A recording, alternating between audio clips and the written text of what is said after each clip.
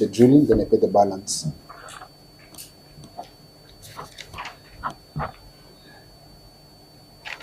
How was this agreed? Everything he sent me, the contract came in later, but he said if I pay him $1 million shillings, he'll do the job. Everything was on WhatsApp. I never met the guy until after his arrest. So the manner of communication was done Via WhatsApp. via WhatsApp. And then the contract was sent to me via email. So the contract was sent after you had already agreed I've already paid the money, yes. and paid the money? Yes. Okay. What were the terms of payment? Was it supposed to be cash, check? He said he sent me his bank details, so I sent him a EFT.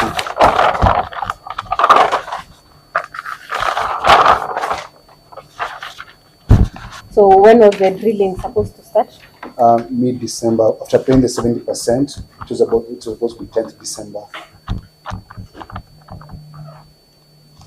Mid-December. That is a No, 10th December. I said, pay me $1 million shillings, I'll start the job. Because I paid him 800,000. He said the money was not enough.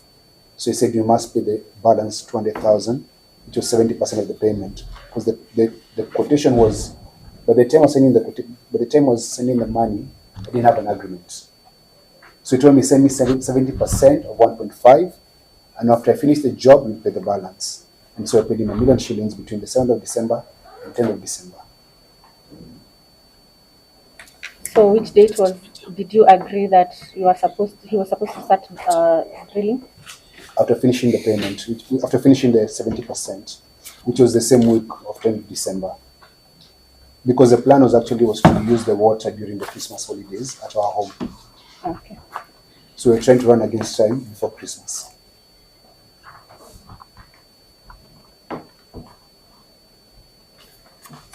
Yes, the defense counsel asked you a question on why the accused person gave you the 2 checks, whether you were worried and what some sort of assurance from him. The 2 checks that are in dispute. The 2 checks came about in February 2022 after he had failed to drill the water and had gone online to post him. And he said, stop posting me, I'm losing clients. Please, here are the checks, I'm going to give you a refund. So he came because I was publicly shaming him about him taking my money. That's when he sent me those 2 checks. So what were you supposed to do with the checks? To deposit them in my account.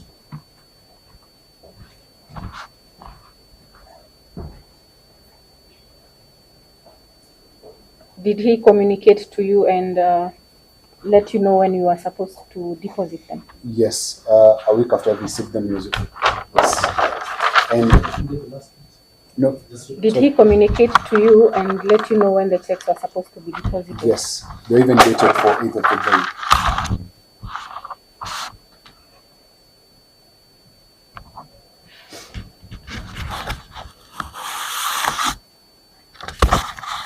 Was any mobilization done? As per the Article 3 of the contract, the 1 million was for the implement to enable mobilization and transport to start drilling. So there are people who came to our farm, not him, because I never met him. And when they came, they said they're drilling, but they never did anything. If you go to my farm, it's a mound of dust at the back. Because when they came, they just camped there, claiming they were not paid. Who was supposed to pay them and who had sent them? Clive, actually, because I got angry calls from a lady called, I even wrote her name here. I'll tell you, there's a lady who called me, called Jacqueline from Savannah Drilling Solutions, saying she was contracted by Clive and she hasn't been paid a single cent. And she was looking for Clive. Yes. Savannah Drilling Solutions. So she was asking me to pay her. I was like, I can't pay you because I don't know you. Okay. You're asked a question by the defense why you have not assessed the hole, the whatever you were drilling, said to be drilling. There's a hole which I don't know. It has no purpose actually, so I couldn't. How do you assess a hole? And there was only water in our farm, and there was a mound of dust at the back of our house. So are you in a position to tell the depth that was dug? No, I can't even tell. It's a useless hole, actually. Okay. You asked whether you did a formal demand from the accused to refund your money. I tried using, so how I was introduced to the accused was through a friend of mine called Velma. So I tried to use other means, and that's how I got the checks back. I got the 2 checks in February. So he's willing to pay me back. So that was the checks. And then I couldn't find him for about 1.5 years. The only way I got hold of him actually was arrested on a similar charge. Then I was called by the police at the police station.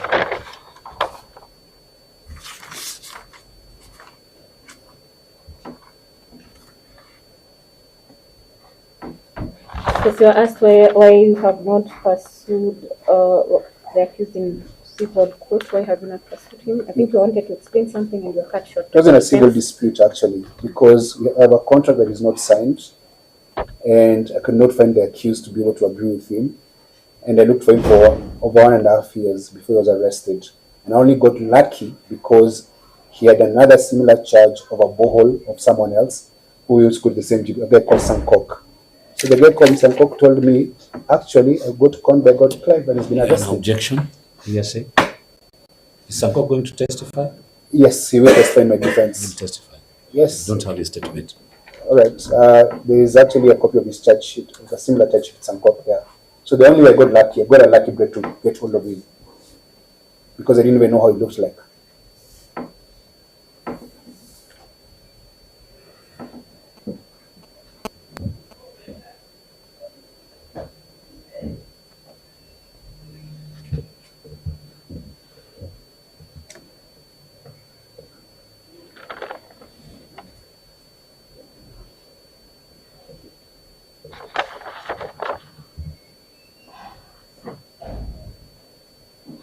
Yes. So who was supposed to take care of the requirements to start the drilling? That is the